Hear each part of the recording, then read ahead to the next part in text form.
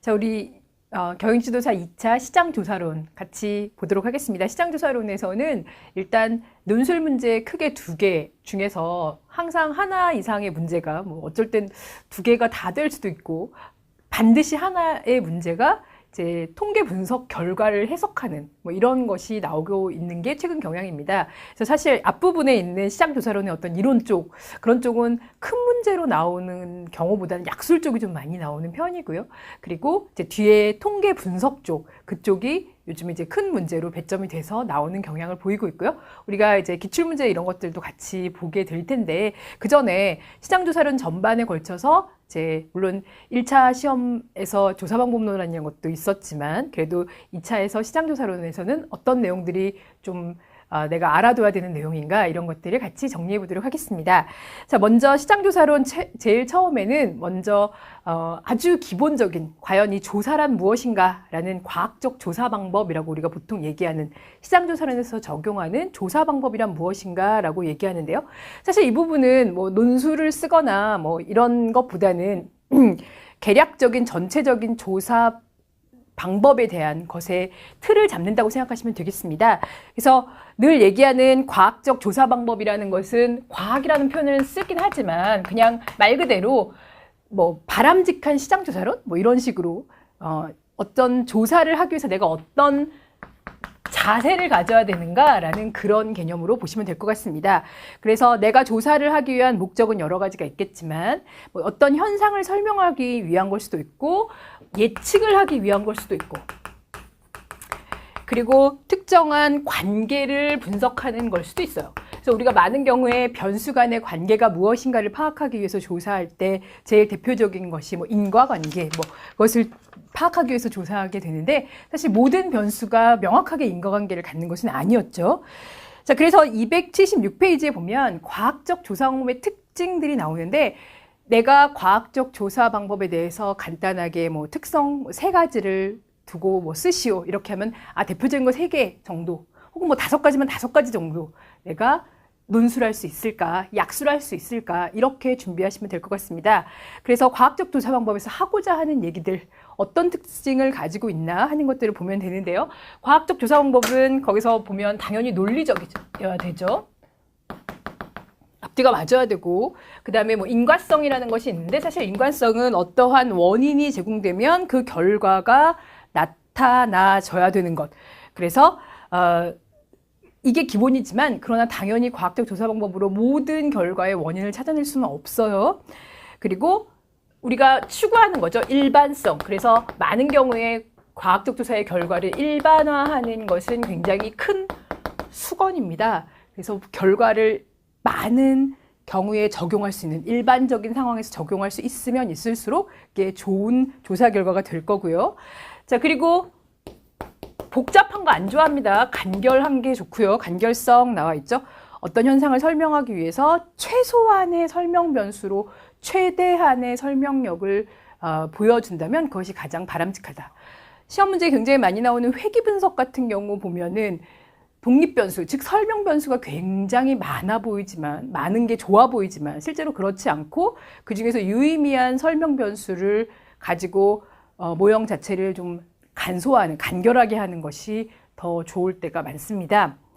자, 그리고 과학적 조사 방법은 구체적이어야 된다 하는 구체성이어야 되는데요. 실제로 개념이 무엇인지 우리가 곧 나오게 될 추상적인 개념을 조작적으로 정의해서 실제 조사가 이루어져야 되잖아요. 그래서 그 개념이 무엇인지 정의하고 또 그 개념이 다른 사람들한테 이해되도록 해야 되고 뭐 이래서 조사를 할 때 얼마나 타당성이 있는가 신뢰성이 있는가 이런 얘기 할 때도 그 개념에 대한 것 특히 추상적인 개념에 대한 것을 어떻게 정의를 잘 구체적으로 할 것인가 하는 게 굉장히 중요하게 되고요.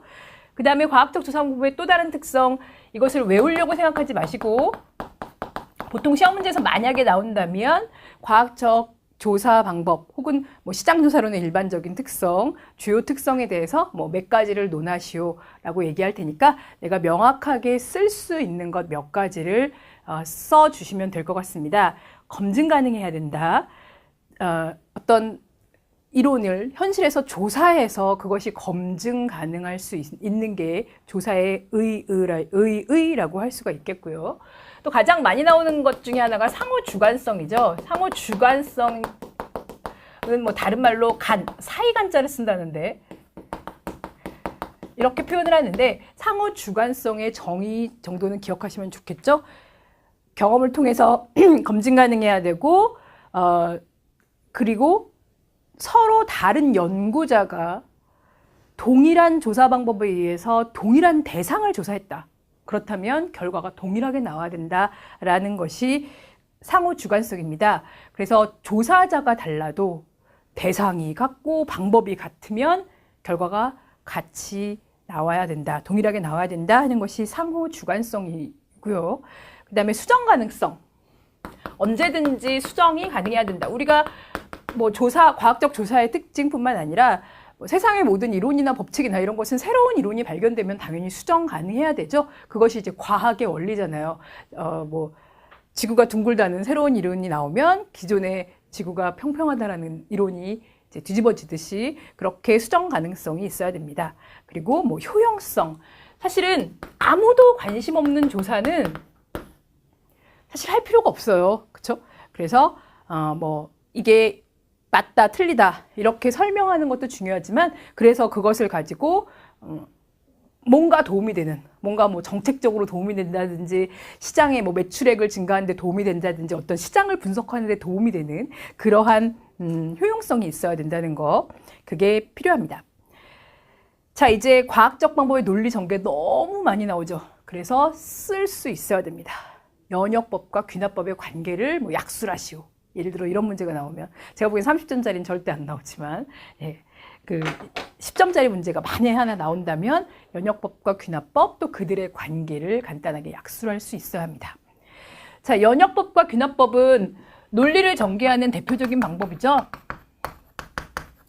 그래서 연역법은 이론으로부터 출발하죠. 그래서 지금 보면은 이론을 바탕으로 하는 어떤 가설을 수립하고 이 가설이 증명되기 위해서 조작화를 하고 현실 사례를 관찰하는 거죠. 실제 현실 사례를 관찰.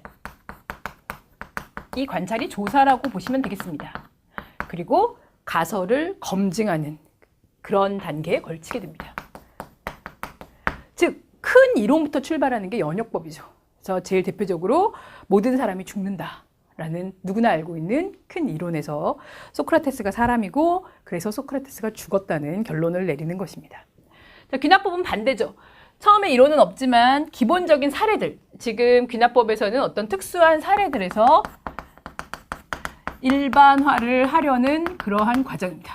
그러니까 사례들을 모아 봤더니 거기서 발견되는 어떤 공통적인 법칙 같은 것들이 있더라라는 것이죠. 그래서 관찰을 먼저 하고 거기서 공통적으로 발견되는 유형들을 이제 그 일반화하는 것이 귀납법입니다. 그래서 소크라테스가 죽었고 소크라테스는 사람이고 그래서 사람이 모두 다 죽는다라는 일반화 이론을 발견하게 됩니다. 일반화할 수 있는 법칙이나 이런 것들을.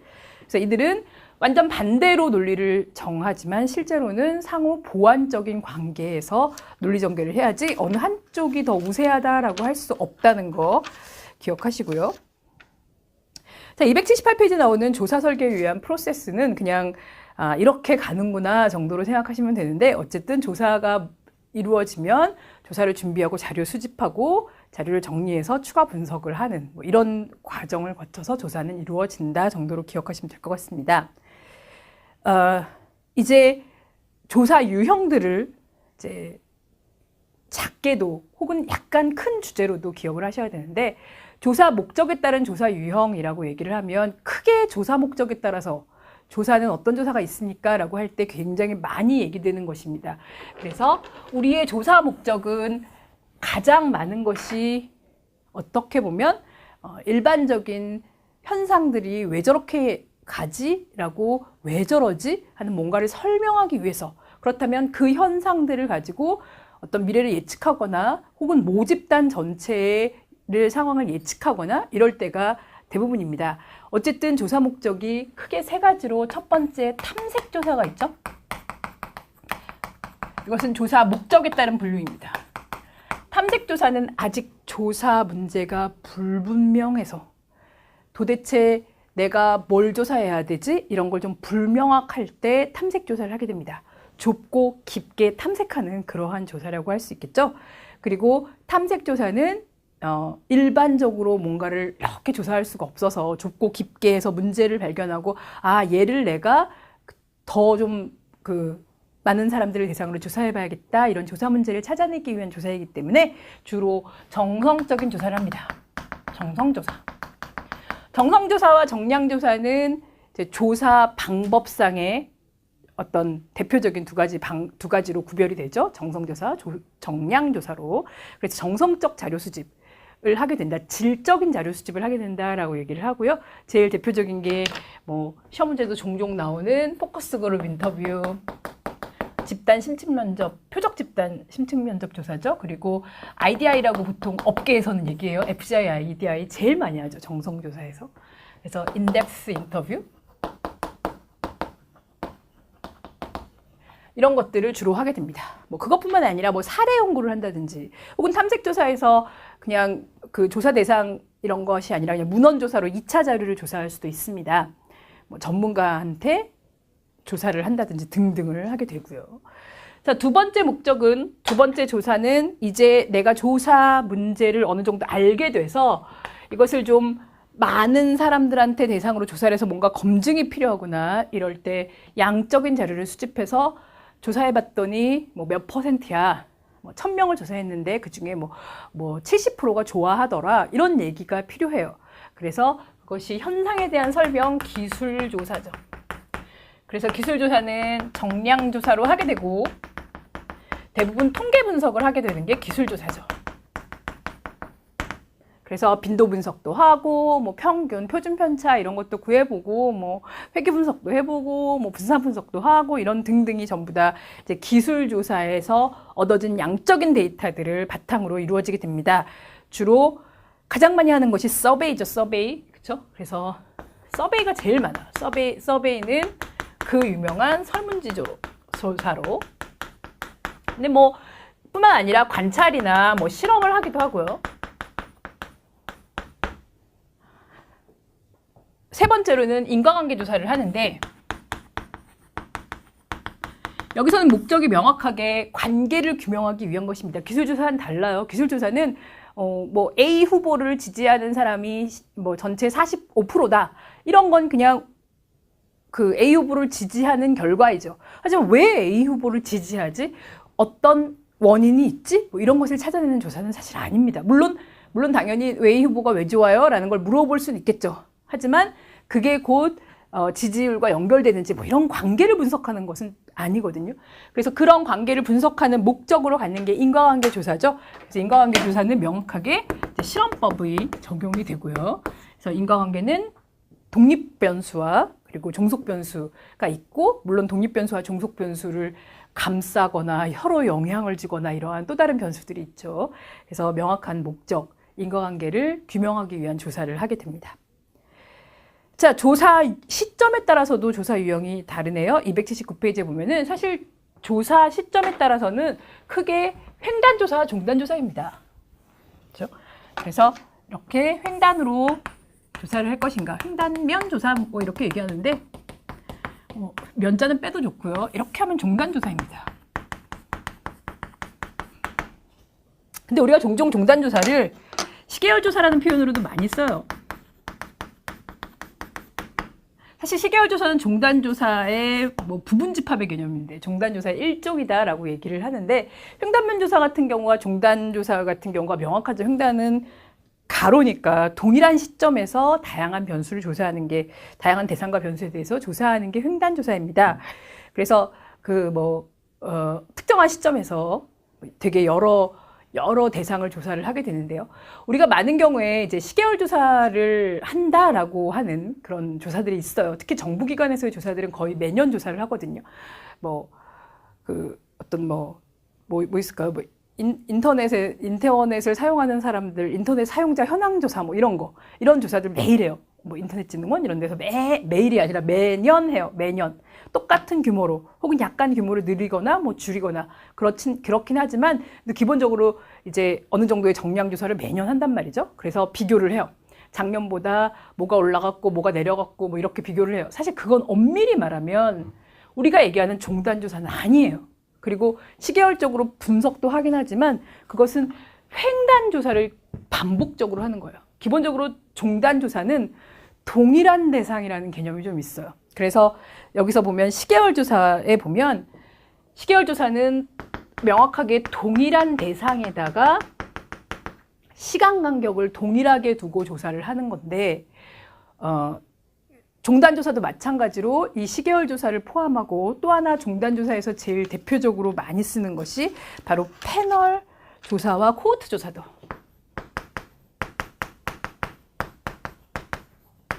사실 패널도 코호트도 다 시계열 조사라고 얘기도 해요. 그러니까 기본적으로 시계열 조사라고 하면 아, 종단 조사를 얘기하는구나.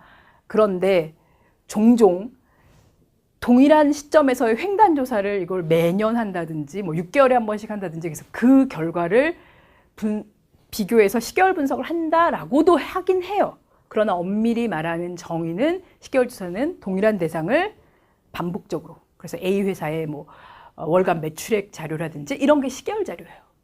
자, 종단 조사는 횡단 조사와 종단 조사를 결합한 거다라고 얘기하는데 그 이유는 무엇이냐면 우리가 시계열 조사를 동일 대상에 대해서 한다면 종단 조사는 패널과 같은 다수의 대상을 시계열적으로 분석하는 것이기 때문에 종단 조사라고 얘기를 해요. 그래서 그 여러 시간 간격을 두고 측정하고 여러 사람들을 대상으로 반복해서 측정하는 것이다. 그런데 정말 동일한 대상을 꼭 지키는 게 목적인 게 패널 조사예요. 우리가 패널이라고 하는 것은 유사한 특성을 가진 집단 혹은 다양한 특성을 가지더라도 고정된 집단이 패널이에요. 그래서 패널과 코호트의 차이를 잘 모르겠다라고 하시는 분들이 굉장히 많은데 사실 패널은 좀 뭐랄까 모집단을 대표하는 어떤 부분 집합의 개념이에요. 그래서 불특정 다수의 사람들이 패널인 경우가 되게 많아요. 그리고 이 패널은 패널을 유지하는 즉 이 패널을 그대로 가져가고 고정된 탈락하지 않게 하기 위해서 굉장히 노력을 많이 하는 게 패널이에요. 그래서 우리가 쇼프로 같은 데 보면 패널들이 늘 나와 있잖아요. 그쵸? 패널들이 나와서 뭐 떠들고 있어요. 그들을 보면 나이도 다양하고 뭐 직업도 뭐 아이돌 가수에서부터 뭐 중년 뭐 개그맨까지 모여 있잖아요. 그들이 패널이에요. 마찬가지로 모집단의 대표적인 어떤 부분 집합의 개념이 패널인 반면 코호트는 좀 달라요. 코호트는 특정한 조건에 부합하는 집단이나 특정한 사건을 동시에 경험한 집단에 대해서 향후 이들이 어떤 시간에 따라서 어떻게 태도나 혹은 뭐 이런 것들이 변하는지 혹은 신체적 상황 뭐 이런 것들이 변하는 것도 봐요. 그래서 뭔가 예측조사 코호트, 뭐 역학조사 이런 데 많이 이용하는 좀 전문적인 그 집단이라고 할까요?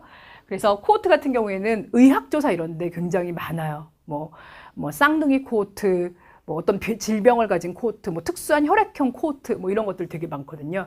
그래서 조건이나 그런 것들이 부합해야 되고요. 사실 코호트는 패널만큼 그렇게 막 이거 탈락하면 정말 안 돼. 패널은 그 고정된 집단에서 바뀌면 안 되는 게 되게 중요하거든요. 근데 코호트는 사실 뭐 꼭 그렇지는 않다라고 얘기는 하는데 일단 기본적으로 조건이 좀 맞아야지 되는 아무나 패널이 될 수는 있어요. 처음에 패널 구성할 때 잘 들어가면. 그러나 아무나 코호트가 될 수는 없는 뭐 이런 개념이라고 보시면 되겠습니다.